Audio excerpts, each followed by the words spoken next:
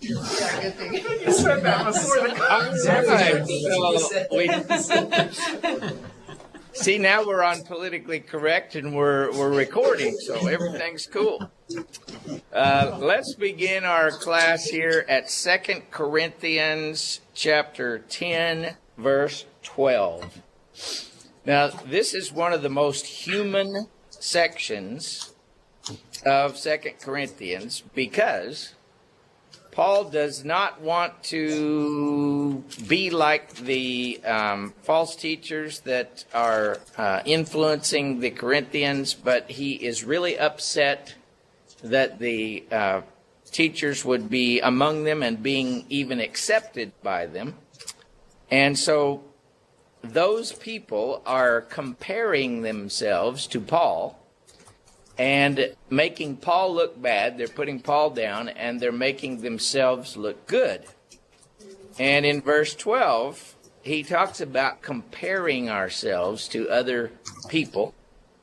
And Paul says, we do not dare to classify or compare ourselves with some who commend themselves. When they measure themselves by themselves and compare themselves with themselves, they are not wise. There are two words I want you to note as you go through 2 Corinthians. One is the word commend. Commend. And as far back as chapter 3, verse 1, Paul is talking about commending ourselves, and do we need letters of recommendation like some people do? And Paul says his own experience with them is his recommendation. And several times he uses this word commend in the book of 2 Corinthians. And he does so a number of times. The word that goes hand in hand with the word commend is the word boast. Boast. And throughout these chapters that we're in right now, he uses the word boast a whole bunch of times. So I guess if we're commending ourselves, we're boasting about ourselves. And Paul prefers to boast in God, boast about God, or boast about the work of other people. It's clear from the earlier chapters that he's been boasting about the Corinthians and their zeal to do what they're supposed to do. And if you go back, for example, to chapter 7, verse 14, he was boasting to Titus. He mentions this twice. Boasting to Titus about the Corinthians and how good they were and how they would be glad, you know, they're not only good about obeying his epistle that he wrote, but they would be glad to take part in this contribution. If you go down to chapter 9, verse 2, Paul says, I know your eagerness to help, and I have been boasting about it to the Macedonians. Verse 3, he says, I'm sending the brothers in order that our boasting about you in this matter should not prove vain or hollow. So he's been boasting about the Corinthians. See, and it's okay to boast about the good things other people do, and it's okay to boast about Christ and the good things that God has done. But Paul tries to not boast about himself. He is on the verge over here in chapter 10, verse 8, when he says, for even if I boast somewhat freely about the authority God gave us for building you up rather than pulling you down, I will not be ashamed of it. So, yes, God gave us authority. Yes, we are apostles. Yes, we have the authority to speak to you. But that authority is only to build you up, not to tear you down. And then he comes out with verse 12 that says, we don't want to compare ourselves with people that commend themselves and measure themselves by themselves. But Paul is frustrated, and he's human. And so he begins to do, in spite of himself, what he doesn't want to do. And that is to compare himself with these false teachers. All right? So he's like us. He's weak. And he, in spite of himself, gets drawn into this very human thing of comparing himself with other people. In fact, he's going to go on to say, when you get all the way over to chapter 12 and verse 7, that it was to keep him from becoming conceited that God gave him the thorn in the flesh, to bring him down a few notches. See? And so this idea of boasting and being drawn into boasting is a big idea in about 3 or 4 chapters here in the latter part of 2 Corinthians. Brother Jeremiah. If Paul is being drawn in and is expressing human weakness in his writing, how is that writing inspired? Well, it's not that he's saying anything that is false or that is not true or that God does not want him to say. And in confessing his own human weakness in the process of writing this, he is still saying everything that God wants him to say. He's being directed by God not only to admit his failings, but to say what God wants him to say. So the fact that he is admitting his failings in this and that he is human doesn't keep God from saying what God wants to say through him. And God wants the Corinthians to know that these other guys are not good. And he wants them to know that Paul's credentials come from Christ. He wants them to know that. But in the process of this, his humanness is there. It's just like, how can the books of Samuel be inspired when they tell all about the sins of David? Well, the books of Samuel still get their message across, even when they're honest about what David did and when David did wrong. Okay, so after saying we don't want to have to compare ourselves with people, verse 13, Paul says, "We, however, will not boast beyond proper limits, but will continue boasting to the field God has assigned to us, a field that reaches even unto you." In other words, we're not bragging about other people's accomplishments, other people's work, as if it were our own. And this implies that these false teachers were doing that.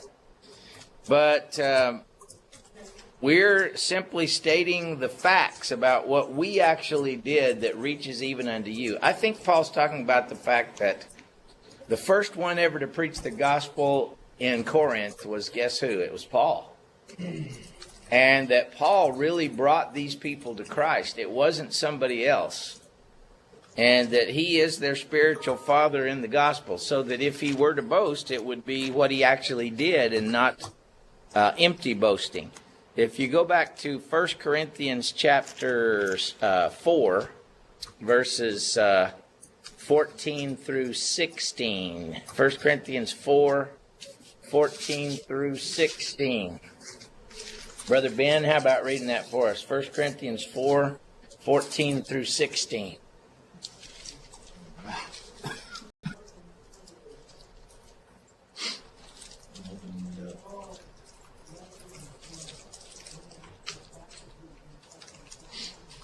Therefore, my beloved, flee from idolatry. I speak as to wise men. You judge what I say. Is not the cup of blessing which we bless? No. You're in 1 Corinthians 10, 14 through 16. Go to 1 Corinthians 4, 14 through 16. Sorry. It's a good verse, though, Ben. All right. I do not write these things to shame you, but to admonish you as my beloved children. For if you were to have countless tutors in Christ, yet you would not have many fathers. For in Christ Jesus I became your father through the gospel. Therefore I exhort you, be imitators of me. All right, so in other words, you might have a lot of teachers, but you've only got one spiritual father, and that's me. I'm the one that brought the gospel to you. And I think that's what Paul is saying in verses 13 and 14 here in 2 Corinthians chapter 10, because he says, we're boasting in the field that God assigned to us, which reaches even to you. And then in verse 14, he says, we're not going too far in our boasting, as would be the case if we had not come to you. But we did get as far as you with the gospel of Christ. See, we did come to you, and we are the ones who brought the gospel to you in the first place. And Paul really resents these other people who are now horning in on the territory that he opened up for the gospel and trying to pull people away from the gospel that he was preaching. So he says, we really did come to you, and we really did bring the gospel to you. And so if we were to boast, we wouldn't be going beyond our limits. Verse 15, he says, but we do... neither do we go beyond our limits by boasting of work done by others. See, we're not bragging about something that somebody else did, and the implication is that's what these false teachers are doing by associating themselves with others.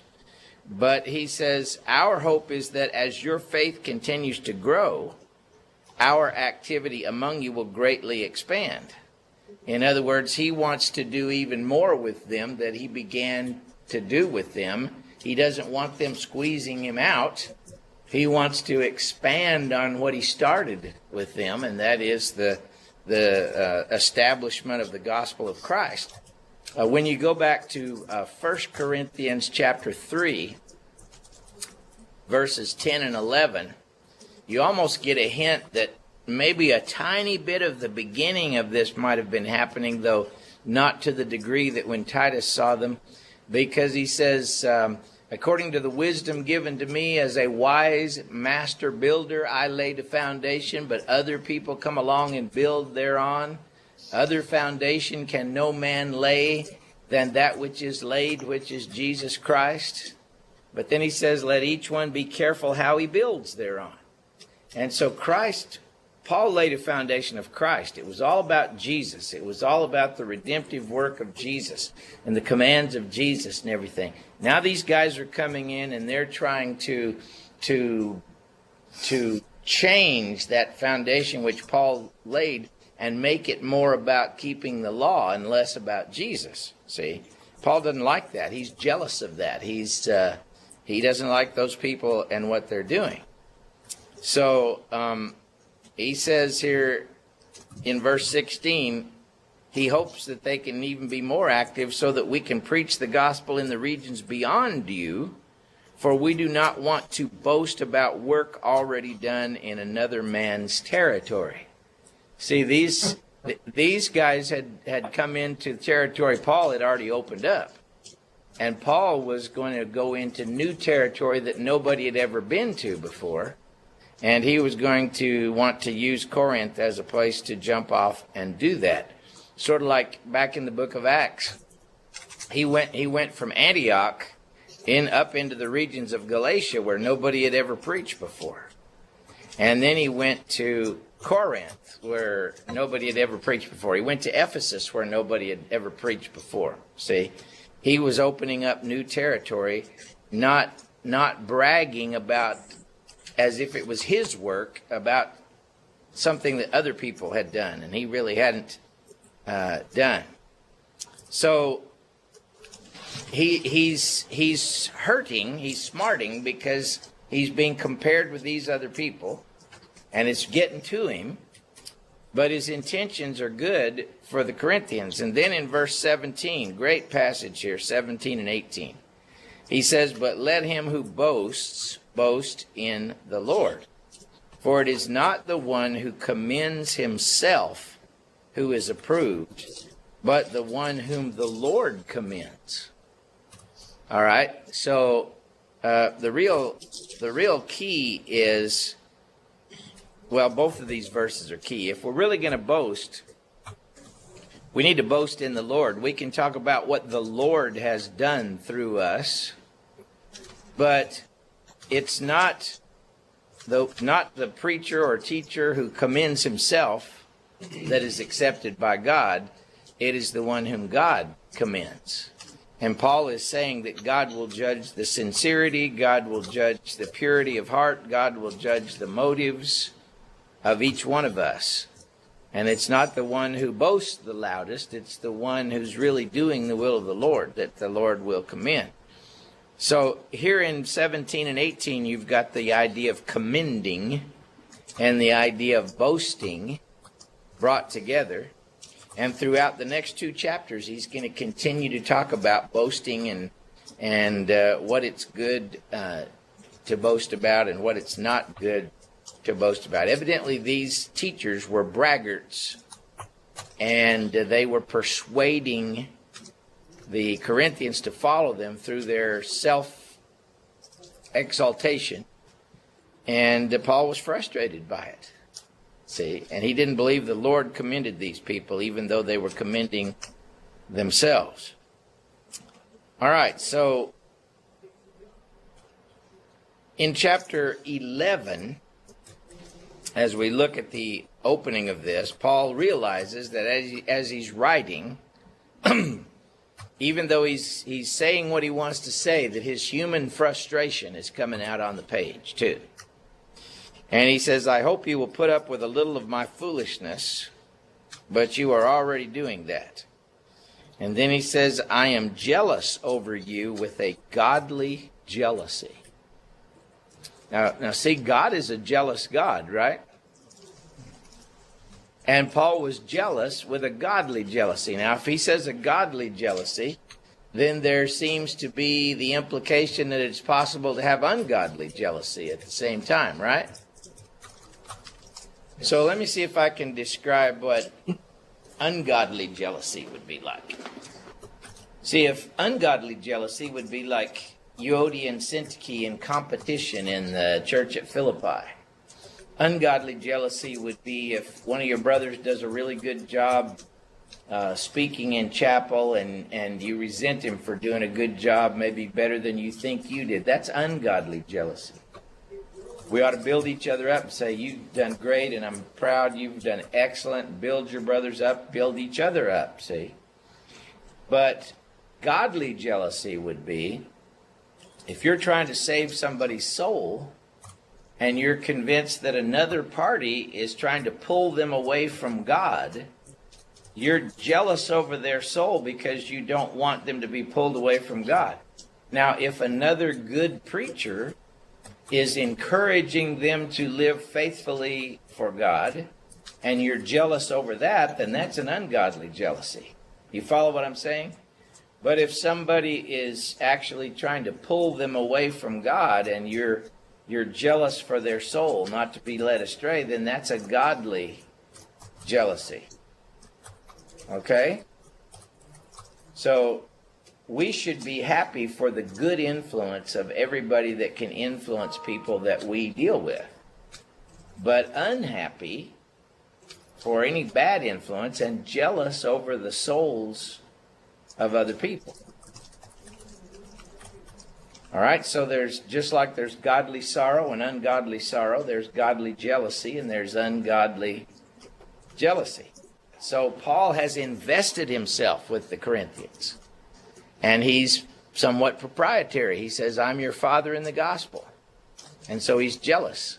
You know, I've been studying with several people. I've been studying with these Hispanic ladies, and I've been putting a lot into them, and I'm kind of jealous over them, and I want them to be won to Christ, and I don't want anybody else pulling them away from Christ.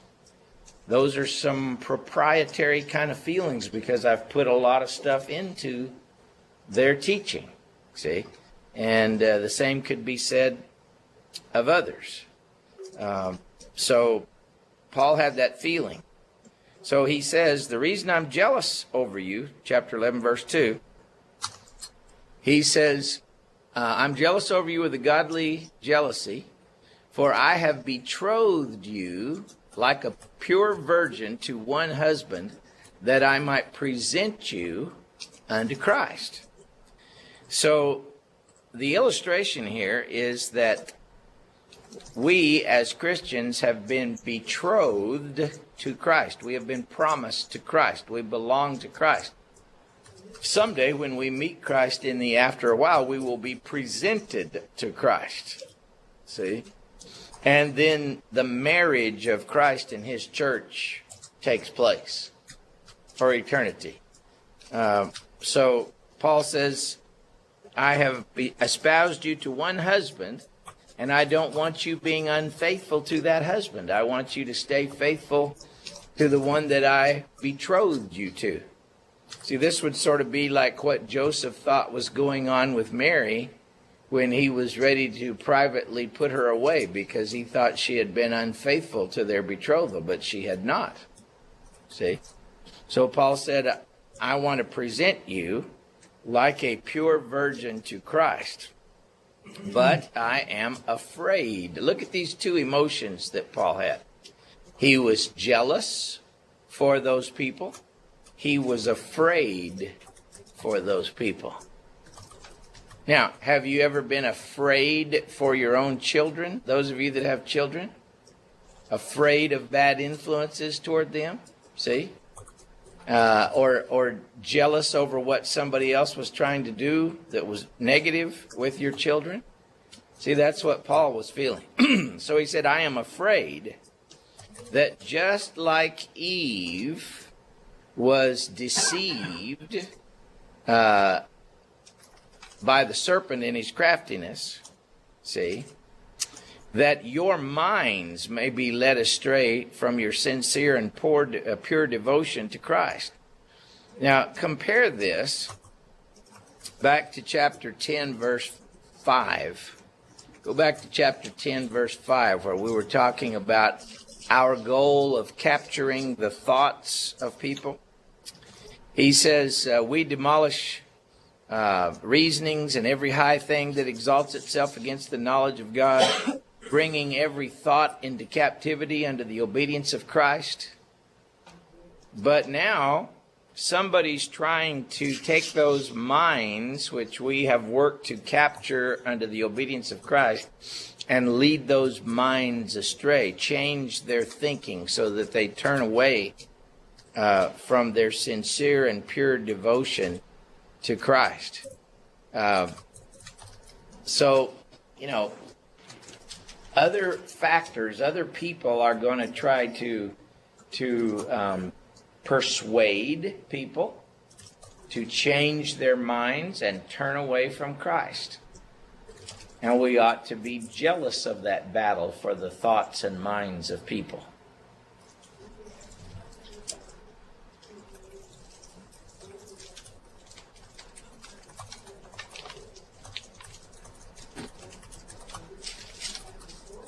All right, now on this business of their minds, I want to look at this again. Yeah, the word for minds is used in a number of different places here. If you go back, for example, to chapter 3, the word is noema. Noema, noema or noemata in the plural. But if you would go to chapter 3, verse 14, talking about these Judaizers, it says their minds were hardened. Their minds were hardened.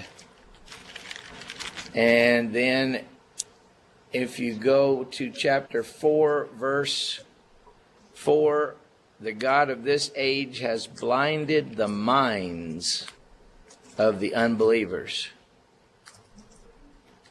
And then if you come all the way over here to chapter 10 and verse 5, when it says taking every thought, you could translate that taking every mind captive unto the obedience of Christ.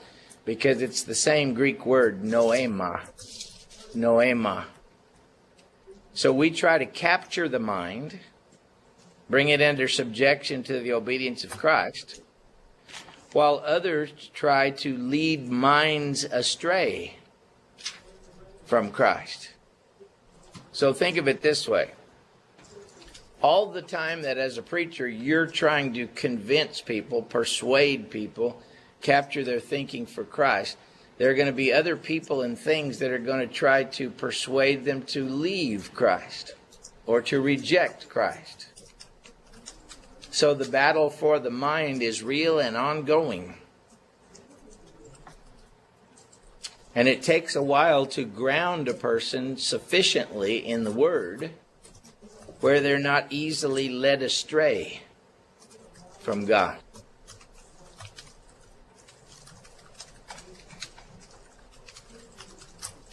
And sometimes you would think that people would not be easily led astray, and yet they are easily led astray.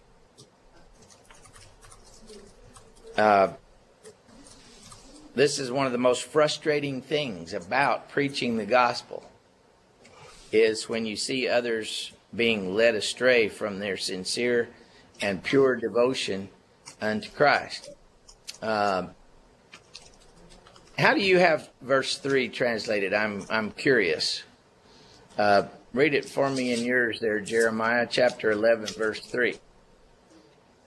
But I'm afraid that as the serpent deceived Eve by his craftiness, your minds will be led astray from the simplicity and purity of devotion to Christ.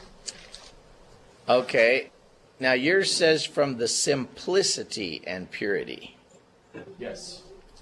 All right. That's interesting because the word that yours translates simplicity is the same word that is translated generosity or liberality all the way back through chapters 8 and 9. Aploteti. Yeah. Aplotetos. It's the same word.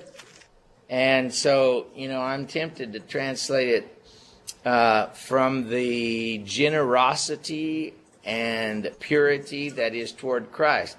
In other words, you're wanting to give everything to Christ. You're very sincere in your devotion to Christ. And now somebody's turning that around and trying to hold that emotion back.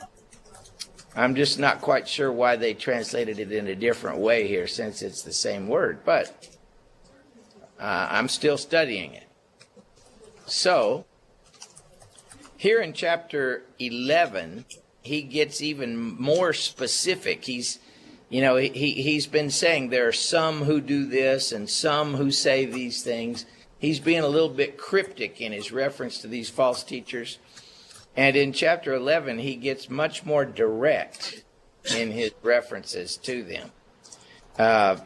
He says he's jealous. Now he says in verse 4, "For if someone comes to you and preaches a Jesus other than the Jesus that you received."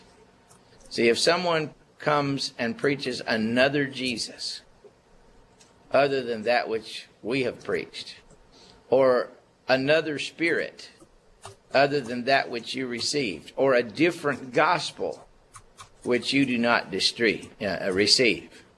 He said, well, you put up with those kinds of people real well. Paul is frustrated. What's that? That's some sarcasm then? He's being Yes, sarcastic? it is sarcasm. And again, you might ask, does the Holy Spirit allow sarcasm? He does. He takes Paul's feelings that are sincere, completely sincere, and he allows Paul to feel those feelings and even use sarcasm, but his message still gets across in this text. That how could you put up with people that come preaching a different Jesus and a different spirit and a different gospel and still put up with people like that? Now see, when you go back to chapter 6:14, he said, don't be yoked together with these unbelievers. That's 6:14. And when you get to 7 verse 1, he says you need to cleanse yourselves from everything that would defile you either in a fleshly way or in a spiritual way. See? And he's really talking about this bad influence that was among them. Kind of practical here for us.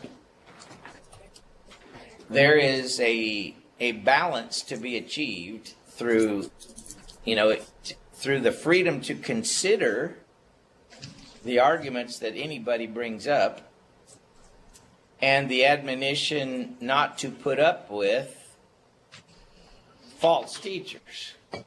See, because, as a teacher, I'm interested in anything you can prove that would show me something more about the Bible. So I listen to arguments and I say, well, part of that's good and part of it's not for this reason or that reason, see? But there are many Christians that are not equipped for that.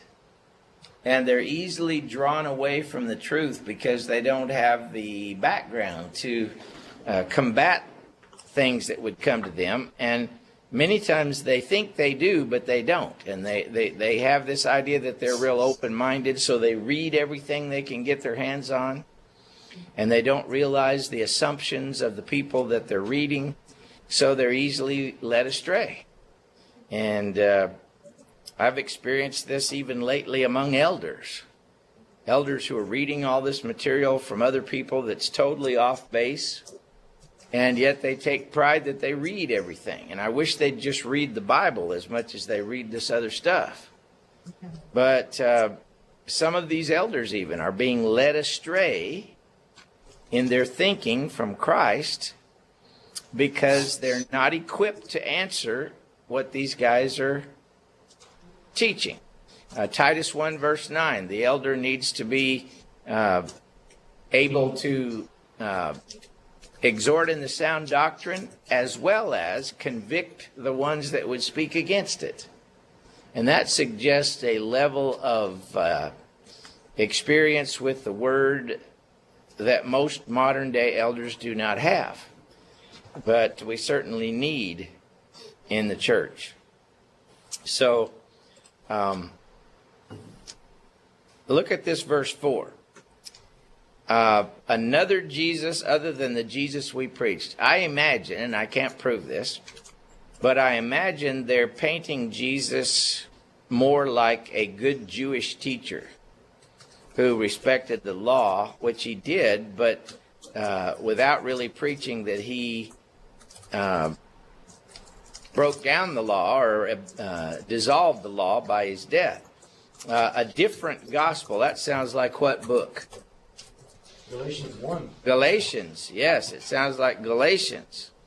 And it may be a gospel like in Galatia that was not so much based on the grace of Christ as it was on other considerations. Maybe the idea of keeping the law or circumcision or whatever it might be. And then he says a different spirit. And, I'm not sure what he means there, but it's certainly not the Holy Spirit that's only received through Christ. And he says, you put up with this easily enough. Meaning you shouldn't put up with it, but you do. And Paul is wondering, why do you? It's almost like you see somebody flirting with your wife, and you know they're flirting with your wife, but your wife doesn't know that they're flirting with her, and it makes you angry that they're flirting with her, and you're jealous that they're flirting with her, but she doesn't realize they're flirting with her. See, now that is like Paul felt with the Corinthians. These people are up to no good. And I know it, and I know they're affecting the thinking of these people, and I don't want them to do that. So, how do we combat that when it happens in a practical way? Well, we keep a communicating relationship open with our people so that we can continually say, yes, they're saying this, but look at what they're not saying, and we can respond, and we can persuade, and we can combat the things that are being said. But if we don't have a relationship with the people, then the communication closes down, and we often lose the people that we thought we had gained. So this is something that you'll experience many times as you invest yourself in people but know that Satan is alive and well, and he's going to do everything he can to take them away from God if you get them in the camp of God. So then beginning in verse 5, Paul starts to answer, I guess, some of the things that were being said by these false teachers. He says, "For I consider myself to not fall one bit short of the super apostles." Now, does he mean Peter and James and John? Is he talking about the Jerusalem apostles? In Galatians 2:7-9, it talks about those men in the Jerusalem church that were reputed to be pillars, like Peter, James, and John. Is that what he means? I'm no less of an apostle. I'm no less of a leader than they are. It may be that these Judaizing teachers were comparing Paul unfavorably to those men because those men were more accepted among the Jewish people in Jerusalem, and Paul was out here among the Gentiles. So Paul says, "For even if I am rude in speech, I am not lacking knowledge." In other words, they accused Paul of being rude in speech. Where is it earlier that they said his speech is despised? We saw that not too long ago. Chapter 10, where they talk about how he writes a good letter, but when he's in person, he's kind of milquetoast. Yeah, let's see where that was, where that said that his speech was despised. Where is that? Let's see here. Okay, verse 10, chapter 10, verse 10. "Some say his letters are weighty and forceful, but in person is unimpressive, and his speaking amounts to nothing." His speaking is to be despised. He's rude in speech. Maybe Paul wasn't trained in rhetoric like some of these guys were. I'm embarrassed a little bit about this in my own life because there are many people who are much better rhetoricians. They're much more precise speakers. And I'm just plain old.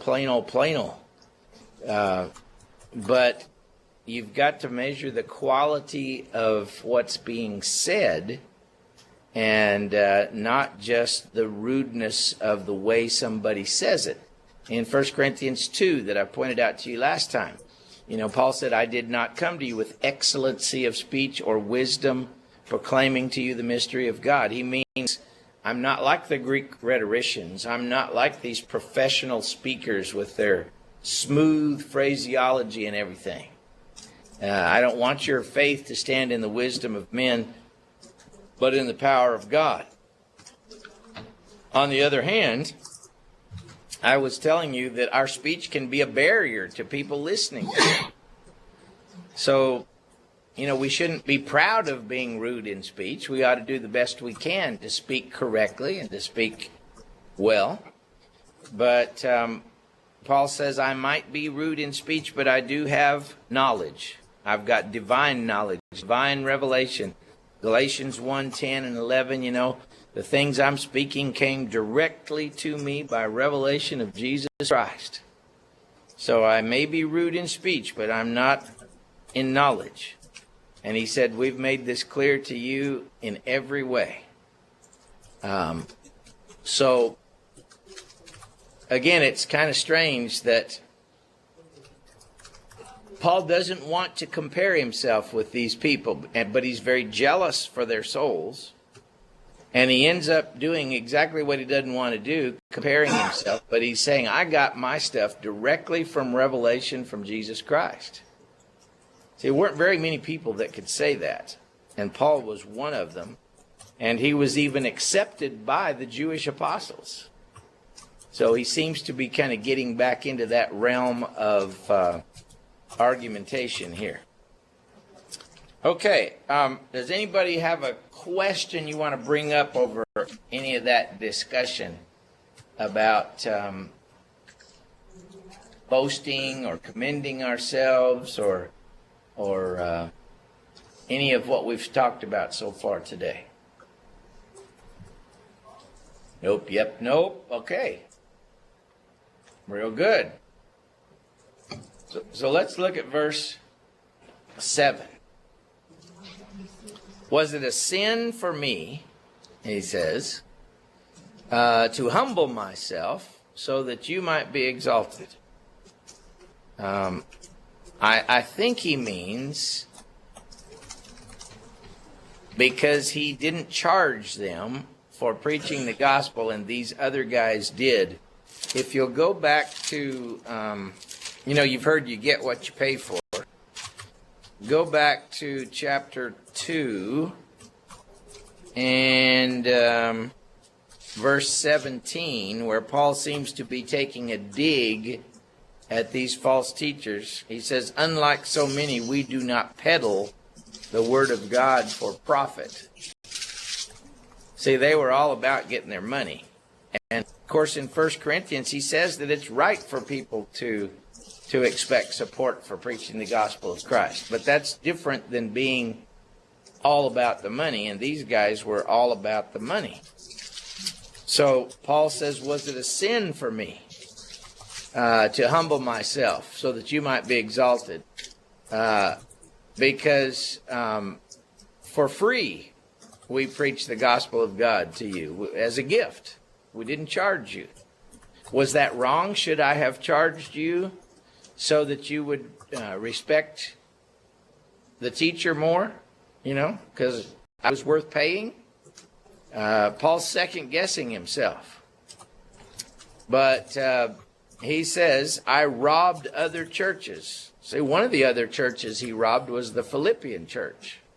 Philippians 4:15. They sent once and again to Paul's need, supporting him, the Macedonian churches. He says, I robbed other churches by receiving support from them so I could serve you. And when I was with you and needed something, I was not a burden to anyone. For the brothers who came from Macedonia supplied what I needed. So Paul tried so hard to bend over backwards to be able to present the gospel to these people, so much so that he didn't charge them. But in the doing so, he felt like they disrespected him. So he was showing them his sincerity, and what did he get in turn? He got disrespected. And these false teachers must have been saying, if he was really worth anything, he'd charge you, but he's free. So what does that tell you? Ben, are you raising a hand? No, sir. Okay, I thought you might be behind that post, so I didn't want to ignore you. Brother Jeremiah, are you raising a hand, Jeremiah? Yes, sir. Okay. Is it making too light of this to liken it to a parent saying to a child, like a rebellious child, I put a roof over your head, I put clothes on your back, I put food in your belly, I do all these things for you, take you to the doctor when you need to go, and this is the thanks I get. I mean, is that this kind of thing? It is to a degree, though Paul would do it again. He's just saying, maybe I really did sin in not charging you because you seem to disrespect me for it. This is going back to like 6:11 through 13, where he said, we've opened our hearts to you. We've been very open with you. We've shown you how much we care about you. Now, please pay us back in kind. And he's still feeling, like I said at the beginning of the course, that they don't love him back like he loves them. And they don't show him the respect that he actually deserves. But he's still trying his best to do what's in their spiritual best interest. And so he says, I've kept myself from being a burden to you in any way, and I'll continue to do so. As surely as the truth of Christ is in me, nobody in the regions of Achaia will stop this boasting of mine. Meaning I can always boast and say, I taught you the gospel and you didn't pay me a dime to do it. I did it because you needed it and it was the right thing to do. And nobody can stop me in boasting about that. So if you go back up through here, I'm boasting in that I really brought the gospel to you in the first place. And I'm boasting in that I taught it to you without charge, and I'd do it again if I have to. But you people have hurt my feelings because you're listening to these other people who are leading you astray, and you're acting like I did you wrong by not charging you. Paul is very frustrated. And what I say to you about that is you're going to feel this kind of frustration in the business that we're in because it's the nature of the beast.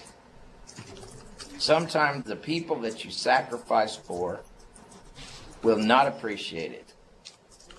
However, I have seen in this congregation over the years something very gratifying, and that is that people that I felt that way about for a while, eventually, if you stick with them long enough and if you keep trying to do the Lord's will, they come back around in renewed respect for you. I've seen this happen time and time again, where people are real mistreating me for a while, but then they'll come back around later and they'll say, you know what, I was wrong about that, or, you know, I really do think you're good and you're trying to do right and that you're trying to tell us the right thing, but the only way you see it return is if you hang in long enough to demonstrate by your behavior that you're really not what they think you are. See, it's only long-term experience that makes this thing come back around sometimes. So I feel Paul. I guess the reason I like 2 Corinthians is I feel what he feels and have felt what he feels, and so I get it. And I've lived it. I am still living it. And he says, verse 11, you can just feel the frustration. He says, why? Why do I insist on this? Because I don't love you? God knows I do. And see, he really did love the Corinthians. He really did try to do his best for them. He really did lay himself out there for them. He really did his best to teach them right, and with ups and downs, do everything he could. He wrote the tear-stained letter. He worried about them all the time, even if they didn't care as much about him. He really did love them. That was true. But they didn't necessarily return that love all the time. Isn't that what God did for us? God loved us while we were yet sinners, whether we ever loved him or not. He still loved us. And in that respect, Paul was imitating God. And then he says in verse 12, I will keep on doing what I'm doing. See, I'm going to continue doing what I'm doing, so I shall cut the ground from beneath those who want an opportunity to be considered equal with us in the things they boast about. See, these guys evidently were trying to claim the status of apostle, or trying to make as if they were equal to apostles. They weren't apostles, but they were trying to elevate themselves to the status of being apostles. What does that mean? The status of being able to speak directly for God or something. And Paul was angry about that because the result was to try to lead them astray. And you'll notice the word boast again here in verse 12. In the things they boast about. And then he just gets really direct. He says, for such men are false apostles, deceitful workmen, masquerading as apostles of Christ. Look at the words false and deceitful. See, throughout the book, Paul has been saying that he's always been sincere and honest.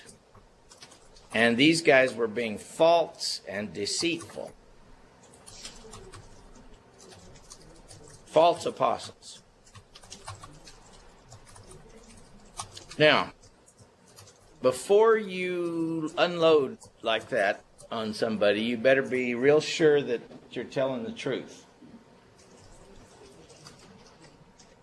Here's another thing you have to watch. You need to cover every base to make sure that people are not being misunderstood by you, that they're not really trying to do right, before you just call them out publicly and saying you are a false teacher, or you are a elder that needs to step down, or whatever it is. But Paul reached a point from time to time where he just really blasted them with both barrels in the eyeballs, and this is one of those times. He said, these guys are false apostles, and they are deceitful workmen. Think of this, the way he talks about Titus and these other guys back here in chapter 9, where he talks about, or chapter 8, I guess it is, the people that he was sending with the contribution. He's talking about, like Titus, chapter 9, verse 23, partner and fellow worker, and this brother that has proven that he's great in the gospel by his preaching, and he recommends these guys, and then he says these other guys are deceitful workers. They're false apostles. They're liars. And so he's really putting his weight behind this accusation. If you're going to put your weight behind an accusation like that, you better be sure you're telling it right. Better be sure that you didn't misunderstand somebody. So Paul says, and no wonder, verse 14, for Satan himself masquerades as an angel of light. See, these people were masquerading as something they were not. They were deceiving people. Satan does that. He tries to present himself in the form of someone good. So these false apostles, these deceitful workers, he says they're servants of Satan, verse 15. It's not surprising then if his servants... If you really look at the word here, if you look at verse 15 literally, it's no wonder, therefore, that his ministers masquerade as ministers of righteousness. So the word servants is diakonoi, and it's the word for ministers, and Paul's been using this word. He's a minister of God. He's a minister of the new covenant. And so these guys are being called ministers of Satan instead of ministers of righteousness, but they're masquerading as ministers of righteousness. See, one of the most dangerous people on earth is a minister of Satan that is masquerading as a minister of righteousness. Those are some of the most dangerous people on earth because they've been given a position of influence, and they're using that influence to destroy people's souls or lead people astray from God.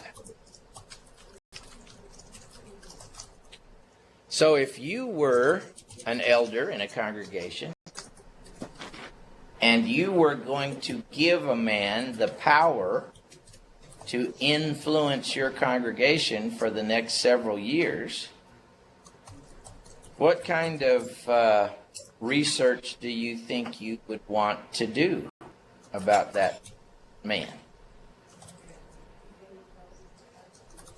See, we think of it from our standpoint. I got to get a job in a congregation. But think of it from a sincere elder standpoint. I'm going to let this guy into our congregation to have an influence over our congregation for the next several years. That's pretty heady right there. That's pretty big responsibility. What do you want to know about this guy, and how would you go about researching? Brother Ben, any ideas on that?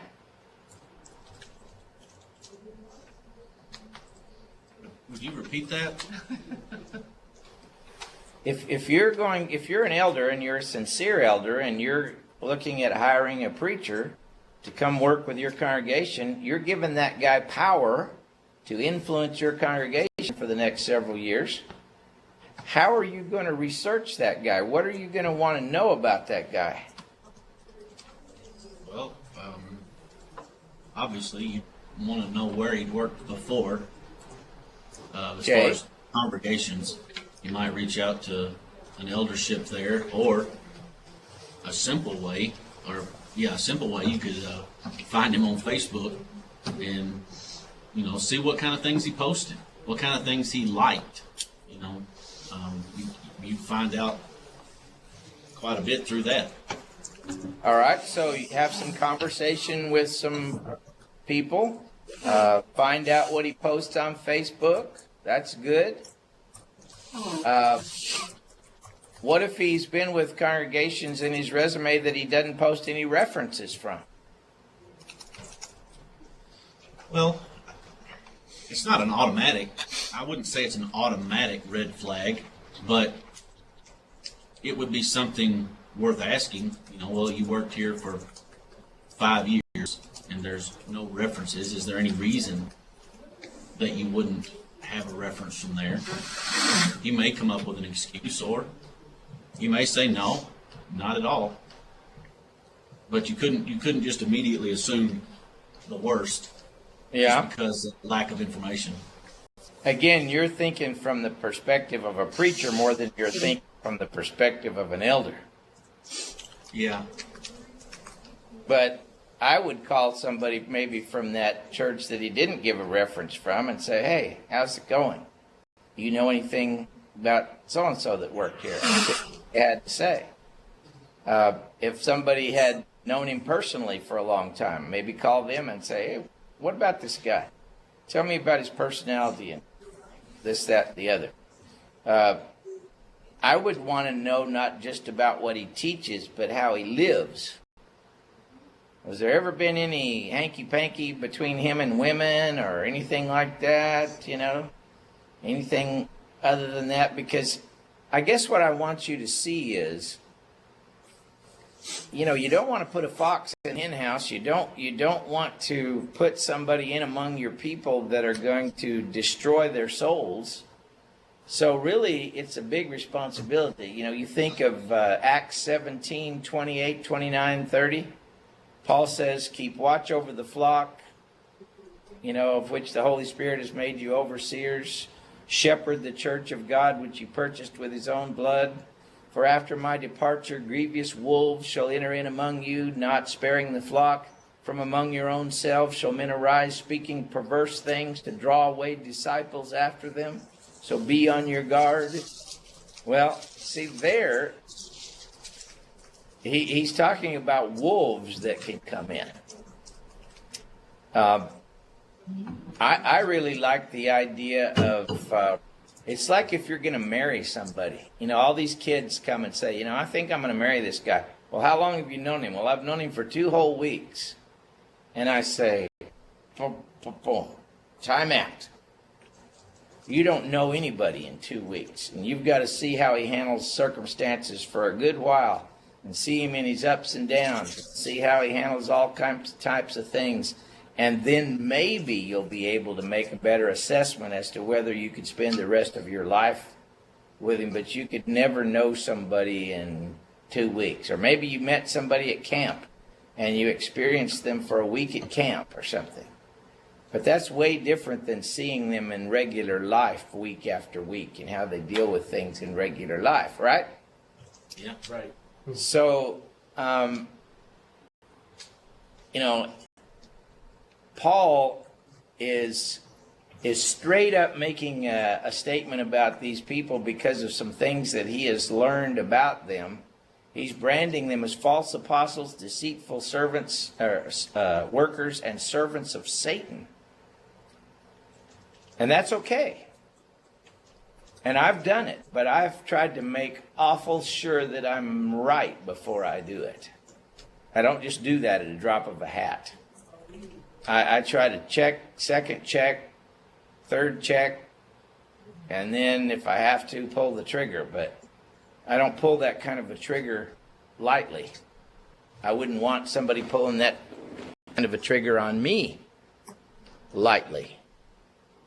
And some people have. But we live it down one way or another by their experience with us.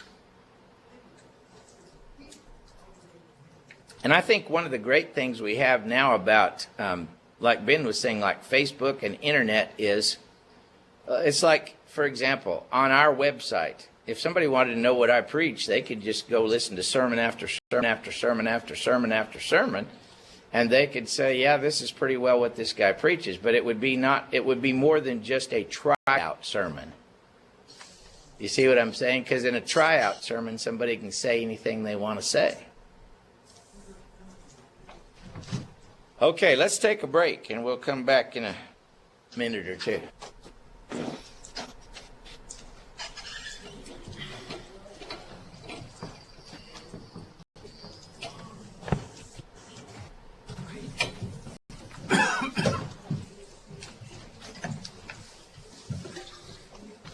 I emailed that outline to you, Dan. Okay, thank you, bud. The actual. And then you'll find like a mile. All right, guys. The airport. What's happened to our brother Drew Arbuckle today? Is he sick? I don't know. He was here at chapel. Okay. Well, I know that he was having vehicle problems. That might be it. all right. He said he was going to take like a family stress recuperation something. Okay, well, whatever.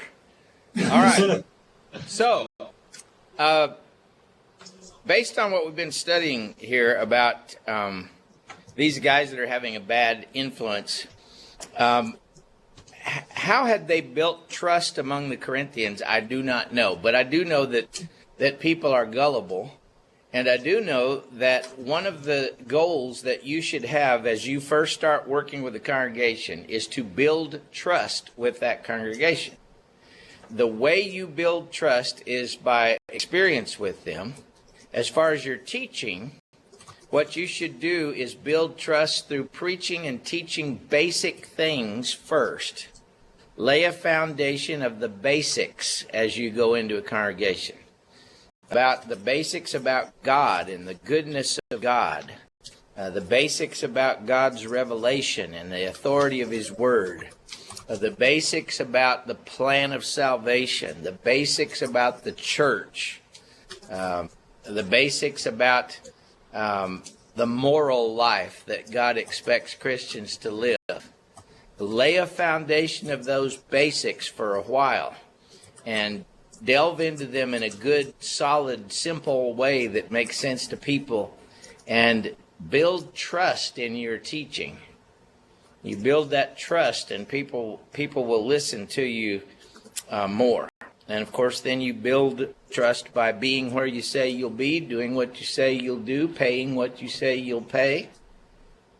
Those kinds of things build trust as well. So, Paul is talking about a group of people here. He feels that he has built trust with the Corinthians on all the right ways, and that they have trusted in these guys for the wrong reasons, and that now he's taking a stand and branding these people as false apostles, deceitful workmen, and ministers of Satan. So that's pretty strong. And then, of course, he says in the end, in verse 15 here, he says their end will be what they deserve. Well, that's pretty strong. You know, Matthew 18, if you cause one of these little ones to stumble who believe in me, it would be better than a millstone be tied around your neck and you be drowned in the depths of the sea. Matthew 18, 6 and 10.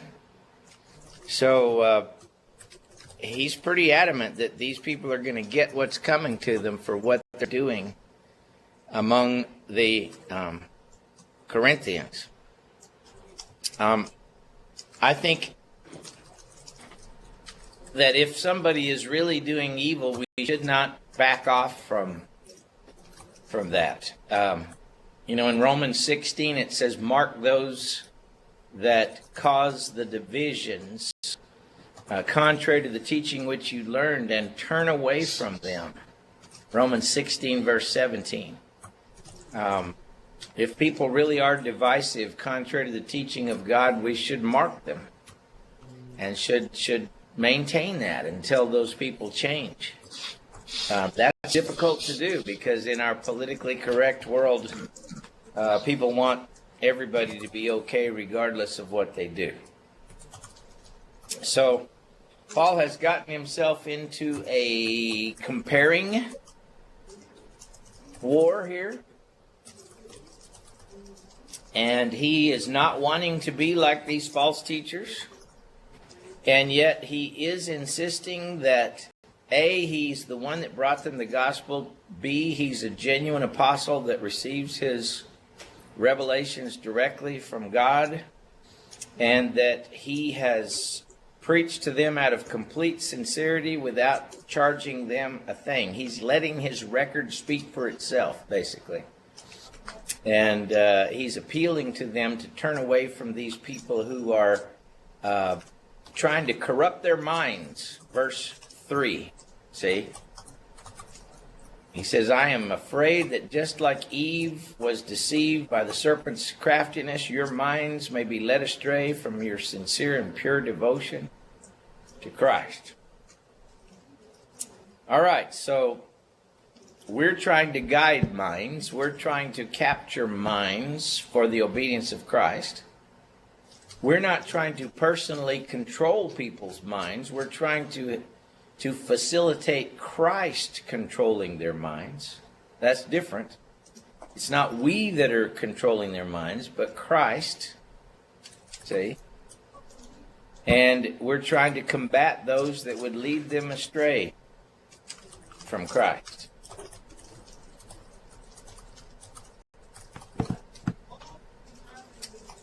And that leads me to remind you that different people think differently, so their minds will be captured in different ways. And so you have to be sensitive to who you're dealing with and what your approach needs to be. Some people are more hands-on, emotionally convicted. Some people are more linear, logical thinkers, and they'll be logically convicted. But your behavior, your treatment of people, and your teaching all together can do what it needs to do. All right. So, after coming out and saying this about these guys, by the way, if you go back to chapter 6, verse 3 for a second, Paul says of his own ministry, he says, but we put no stumbling block in anyone's path, so that our ministry would not be discredited. Rather, as servants of God, we commend ourselves in every way through our experience. So we didn't put any stumbling blocks. We commended ourselves through our conduct with you. But notice that's the opposite of what he says about these guys when he calls them servants of Satan, who masquerade as servants of righteousness. How can you tell if somebody's sincere? Let's put it this way. How long does it take to tell if somebody's sincere? I don't think it would take that long. Till they act upon, till some action is seen. Think about 1 Yeah. John. Children of light and children of darkness are made manifest, right? Right, but a lot of times, I have encountered many times where I make a snap judgment of someone at the first meeting, and then the more I see them and the more that I observe them, I realize that was the wrong judgment, that they really are good people and that they really are sincere. However, I've also seen the opposite. So, we can't always make quick judgments, but we can observe. Jesus said, by their fruits you shall know them. And like you say, when we see their actions, when we see them in different situations, then we come to form opinions that are more realistic. And Paul said that's the way they formed their opinions about him. So starting in verse 16, he says, I repeat, let no one take me for a fool, but if you do, then receive me just as you would a fool, so that I may do a little boasting. See, he's letting himself boast about some things. He says, in this self-confident boasting, I am not talking about the Lord would, but as a fool. What he means is, you've driven me to this, Corinthians. You have frustrated me so much that you have pulled me into this comparing thing and this boasting thing. And I'm talking like a fool, but it's your fault, he says. Now, what's he accomplishing by this? He's being so open with them that they can see his true feelings, and he doesn't care because his true feelings are legitimate. He truly is afraid and jealous for them. Verse 18, he says, since many are boasting the way the world does, I will gladly boast too. You gladly put up with fools, since you are so wise. See, you take what he says in verse 19, you gladly put up with fools. Compare the end of verse 4. Someone preaches a different Jesus, different spirit, different gospel, and you put up with it easily enough. See? So he's frustrated that they are putting up with these fools that are these false teachers. So he says, if you can put up with them, you can put up with anybody. See? And then notice how he goes further in this. Verse 20, he says, in fact, you even put up with anyone who enslaves you or exploits you or takes advantage of you or pushes himself forward and slaps you in the face. Wow. So he must believe that these people are trying to enslave them to the law, exploit them by taking their money, take advantage of them unfairly, see?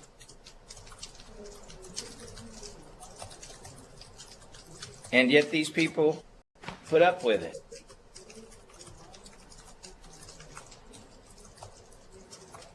God's people really are like sheep a lot of times. And I'm not saying to sell them short or to act like they're not intelligent, but I'm telling you that I have seen the gullibility and the ease with which God's people can be deceived. Not all of them. Some of them are very discerning and very perceptive, but most of them are easily led if somebody who has any leadership qualities gets in among them. There are lots of leaders in the world that lead people in places they shouldn't go. And most of God's people are easily led. And that's very frustrating to me. What do people mean when they say, that was a good lesson? You hear that all the time. That was a really good lesson. What does that mean? It means they were entertained. Well, yes. In a lot of the cases, it means they were entertained or they were stimulated emotionally or whatever. That's what it means. But was the content true? Was it right? Was it clear? Was it plain? Was it biblical? Was it convicting in the right way? Those are things that many people don't seem able to discern very well. And so people put up with a lot of things that they shouldn't put up with. And one of your jobs as a good evangelist is going to be to question some things sometimes that need to be questioned. Somebody comes in and starts teaching this, and you might need to say, I'm not so sure about that, brethren, because of ABC, scripturally. We might ought to look a little bit further. Now, that doesn't mean to be overly critical on the other side, just to be critical. It means to raise legitimate questions about the scripturalness of things when those need to be raised. Give you an example. Not too long ago, we had one guy that was in an elders meeting, and he read an article out of the Christian Chronicle to the others about the church at Corinth as a paradigm or a pattern of people that God accepts. No church is perfect, and so if God accepts the church at Corinth, it can accept any church, that kind of thing. And the article was full of holes in what it said, just full of holes. And yet, it seemed like some people in the meeting were just willing to accept what that article said. And so I challenged what was said in the article and wrote them a little article to study that challenged pretty much everything that article said. But this is something that you have to constantly do, because the guy that wrote the article was a really good writer, and he was very clever, and it sounded really provocative. It was just wrong. But being a really good writer and having good turns of phrase and being very provocative is all it takes sometimes. See?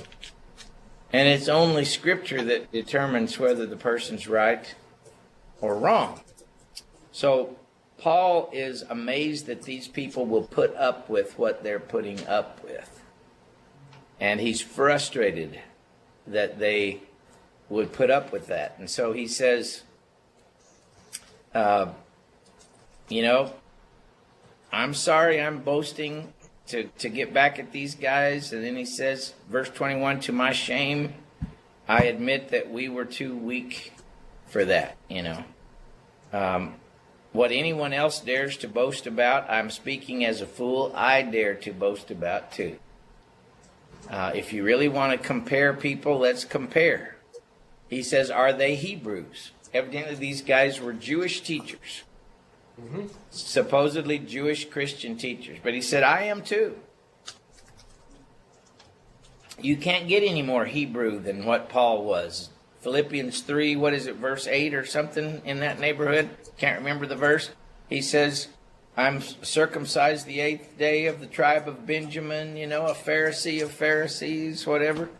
And he was everything that those other guys were, and in spades. He had studied under Gamaliel. He had a pedigree that was like any of them. He says, are they Israelites? Well, I am too. Are they Abraham's descendants? Man, I got a genealogy that will be as good or better than any of them. Are they servants of Christ? See, now he brings them down to where he really wants them to be. Where he really wants them to be is verse 23. See, he says, are they ministers of Christ? Well, a little bit earlier, in verse 15, he says they are ministers of Satan. See, he says, yeah, they may be Hebrews, and they may be Israelites, and they may be the seed of Abraham, the physical descendants of Abraham, but are they really ministers of Christ? That's where Paul wants to really get down to. He wants them to determine the answer to that question. Are they really ministers of Christ? See? And he says, I am out of my mind to talk like this. What does he mean? He means I'm so stinking frustrated, and that's the reason I'm talking like this, and you made me do it by the way that you're accepting these guys. And so he spends a lot of time in the next several verses talking about this question. Are they really ministers of Christ like Paul is? See, what proves that you or I are ministers of Christ? Well, it's what we do that proves whether we're ministers of Christ or not. And what we are willing to suffer in order to do the will of God. And how we are when times are bad, as well as when times are good. Our consistency or lack thereof. Those things determine whether we are truly ministers of Christ. All right, so, a little bit earlier, he called himself a minister of God. And now he's talking about being ministers of Christ. He talked about being ministers of the new covenant, ministers of the Spirit, ministers of righteousness, ministers of reconciliation, ministers of God, ministers of Christ. That's all what we're supposed to be. So let's see if we really are. Are they servants of Christ? Are they ministers of Christ? You're making me crazy. I am more. He says, I have, let's see here. Lost my place here. 24. What is it? 24. Verse 24? Is that where you're heading? The next Yeah. verse? He says, I am more. It's actually verse 23, the last part. He says, in labors more abundantly.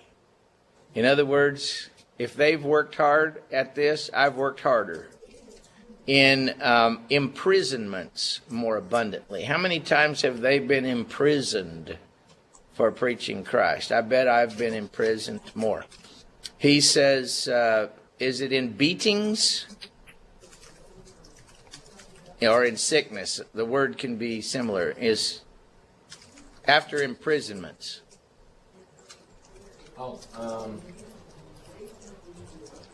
Far more prisoners beaten times without number? Yeah, beating. In beatings, far more abundantly.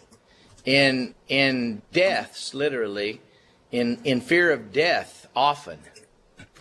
So he's saying, these guys say they are servants of Christ. Have they been have they worked as hard? Have they been in prison as many times? Have they been beaten as many times? Have they been sentenced to death for Christ as many times as I have?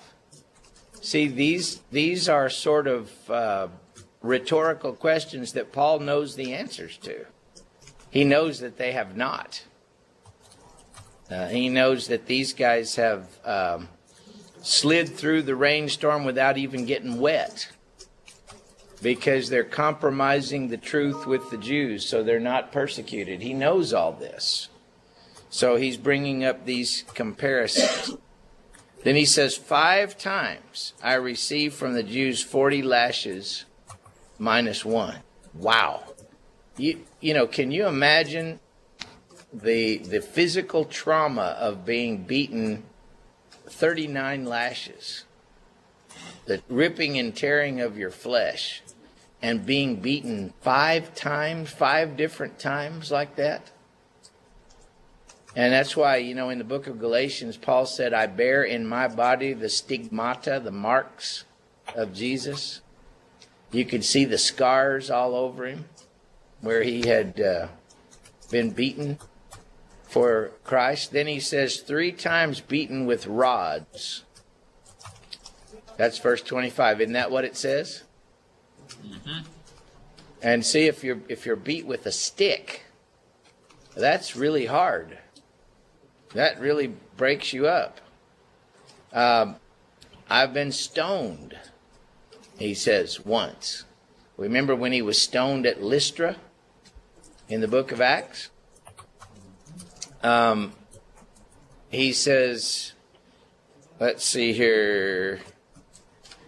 He says, I've been stoned 3 times. I was shipwrecked. I spent a night and a day in the open sea. Now that's got to have been hairy. A night and day in the open sea. There was a guy by the name of Hubert Gibbons that used to be a member of our church until he died. And he was on a crew of men in the U.S. Navy on a ship that was sunk by the Japanese. And he spent like 3 nights in the ocean, 3 days and nights in the ocean with survivors of that sunken Navy ship. and talked about the sharks taking one after another of the sailors that were floating in the ocean with him. And so Paul must have had similar experience, you know. I think there's probably sharks in the Mediterranean Sea, don't you? And so a day and a night in the sea. Said, I've been constantly on the move and in troubles from rivers, or dangers, I guess you could translate it, dangers from rivers, dangers from robbers, dangers from my own countrymen, dangers from the Gentiles, dangers in the city, dangers out in the desert, dangers at sea, dangers among false brothers. That's a biggie. You know, we're fortunate in our country. We're at least not right at the moment in danger from a lot of these things.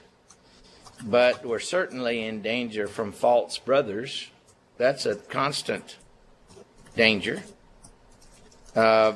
He says, I've labored and toiled and have often gone without sleep. I'm not as good as that at that as I used to be. I got to have my rest sometimes. I'm finding more and more that it's harder for me to burn the candle at both ends. Amen.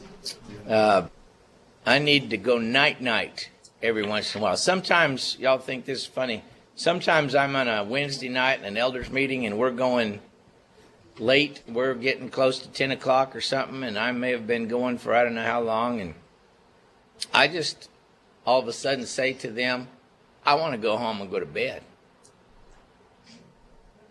And so sometimes I just do. I get up and I go home and go to bed because I'm pooped.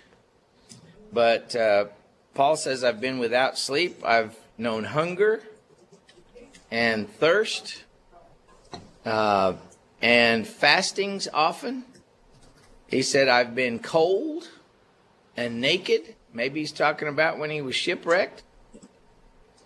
And he said, besides everything else, this is one of my favorite verses here. Besides everything else, I face the daily pressure or daily anxiety for the churches. He uses the word for worry or anxiety. It's merimnao. I'll spell it for you. MERIMNAO.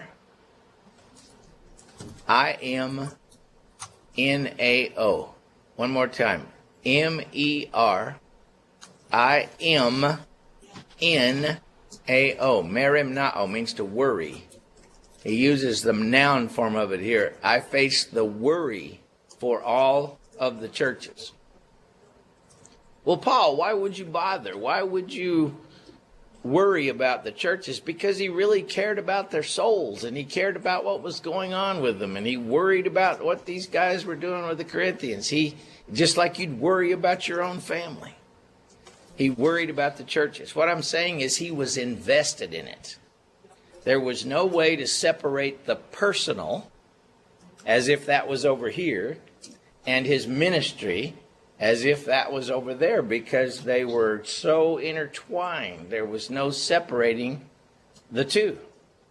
And that's what makes ministry both joyous and difficult, because you never know where your personal life stops and the church starts, because they're too closely intertwined. You do need some distance, but you still care about the churches. When I retire from this church, it's going to be hard for me to stop caring about this church. I'm going to keep caring about them, even though I retire. I've got too much invested with them not to care. So he says, I face daily the anxiety for the churches. So Paul, you mean you worry? Yes, I worry.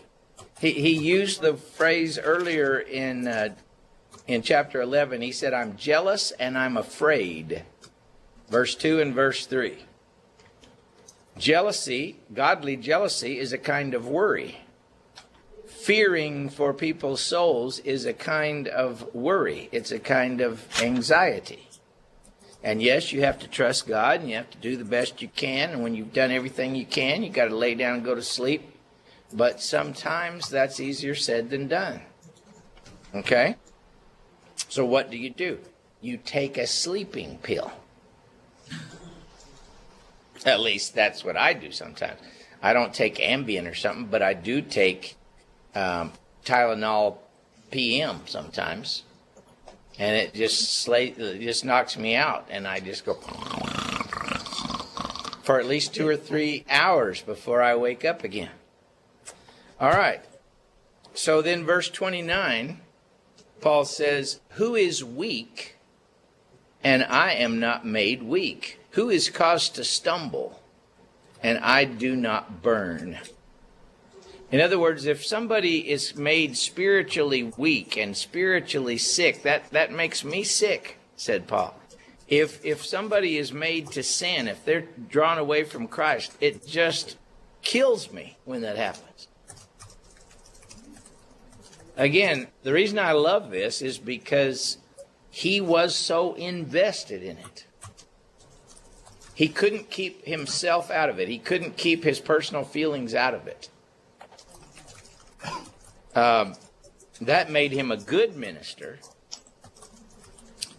But there are ways in which that is also dangerous to you. And you have to, from time to time, get away from it. From time to time, be sheltered from it. That's the reason I think it's much better if you don't live right on the church property, if you can help it. So you can get away from it sometimes. You definitely need to take a vacation from now and then, or go away for a day and go hunting or do something. I bet Ben will do that. He'll go away for a day and go hunting, won't you, Ben? Yeah, I'll disappear into the mountains. That's good. Oh, Jeremiah Johnson. Yeah. So I'd like to do the same sort of thing to get away, but it's never long enough. About the time I start to get relaxed, I got to come back again. So it takes about a week for me to relax, and then I got to get back. But we definitely need to get away. So caring about what we do in verse 29 and 30 is stressful over the long haul, and you have to build in rest from that in order to continue to be effective. If you don't, you'll burn out. So you have to have some rest. You have to have some R&R. You be sure that as you talk with your congregations you're going to go to, that you let them know real plainly that you will have to take days off each week and periodically some longer times, and make sure they understand that. Because a lot of times brethren will work you as much as you'll work, and if you'll just work 24/7, they'll be happy with that. Yes, Brother Ben?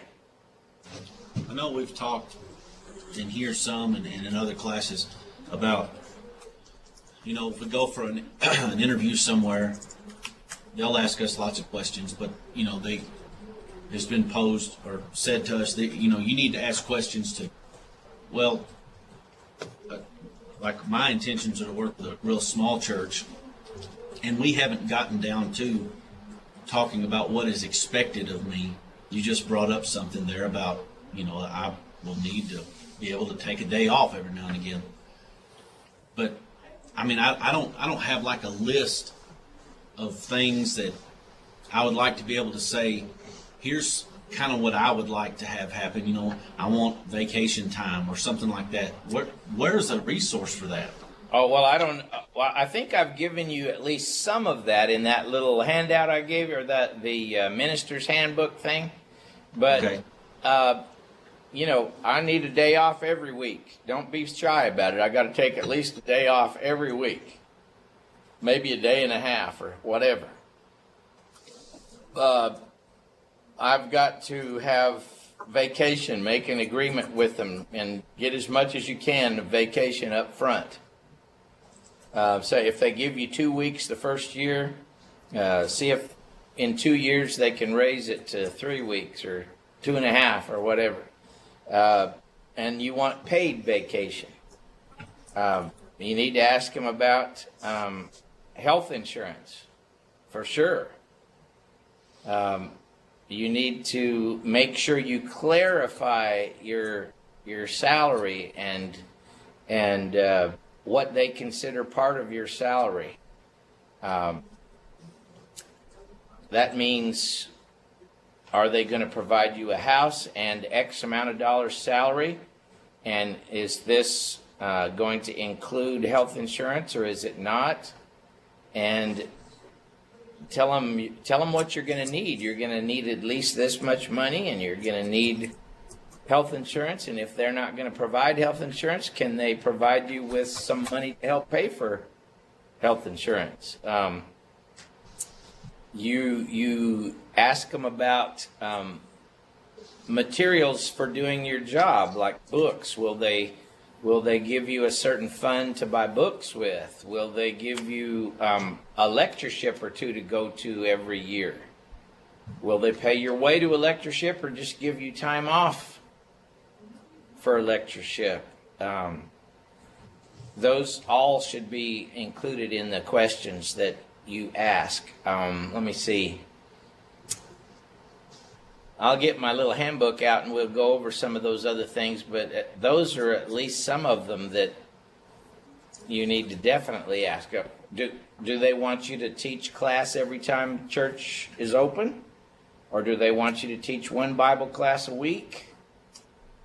How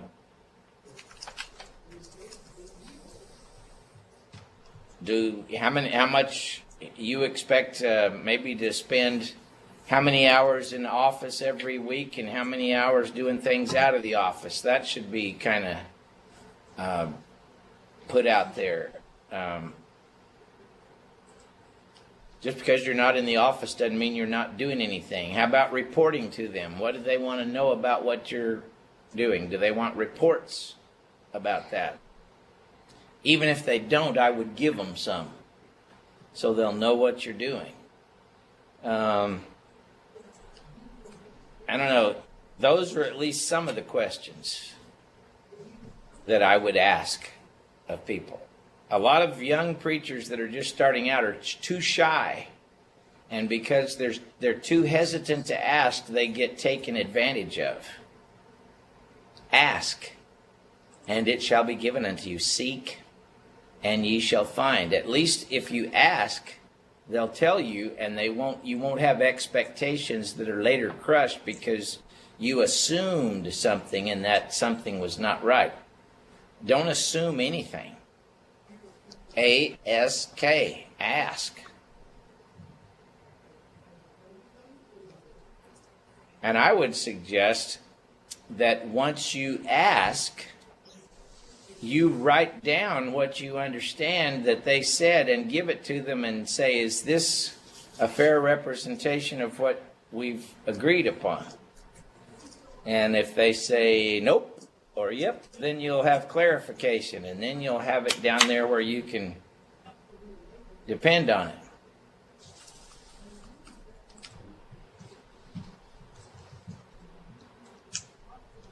And here's where that all comes. Of course, I'm a unique case, I realize this, but what's happened with me is 4 or 5 elderships back, they made some agreements with me. But then another eldership came in that had not made those agreements with me. And so it got modified, and then another eldership came in that didn't know anything about those agreements, and then another eldership came in, and another eldership came in, and now they don't even remember half of anything, and so it's all kind of, Communication. So, y'all have a great rest of the day, You too. and I will see you. I guess we're having another class tomorrow, aren't we? What's that one called? Oh, it's something about a transmission, isn't it? Yes. How it's transmitted. Oh, yeah, that. Whether they want it or whether they like it. Find out.